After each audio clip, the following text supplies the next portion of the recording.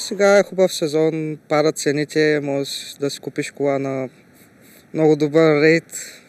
Мисля, че това е най-добрият момент за купуване на кола. Експерти казват, че сега е моментът за коледен подарък – нова кола. Има невероятен спад на цените на използваните коли, както и на новите коли. Велко Тухчиев работи като специалист по продажбите в Chrysler Dealership в чикагското предградие Шамбург вече 7 години. От 2004 година цените на колите не са се променили на чисто новите коли, а напротив сега в момента са по-ниски от преди 10 години. Сега Тухчиев вижда не само бум в продажбите на коли, но което е по-интересно, на нови коли.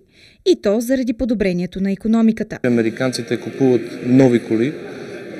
Има ръст на купуването на нови коли с повече от 7-8% тази година. Друга причина е рекордно евтиния бензин от 10 години насам, а това кара производителите да бъдат по-щедри. Сега средната отстъпка, която правят за нова кола, е средно $3000, а за последно такива оферти имаше преди много години. Началото на 90-те години е имало такава вълна, когато хората икономически са били много по-добре.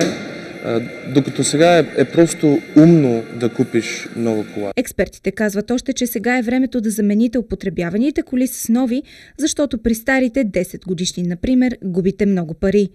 А и лихвените проценти са добри. В момента има оферти като 0% за 7 години. В моята кариера, цялата ми кариера, и работя с хора, които са били в бизнеса от 40 години, никога не сме виждали нещо такова. До края на януари до година се очаква цените на автомобилите да спаднат с 2%, общо около 8% от май месец насам. През 2015 година ние може да очакваме дори тази тенденция да продължи, заради този балон, който се наду след кризата през 2008 година.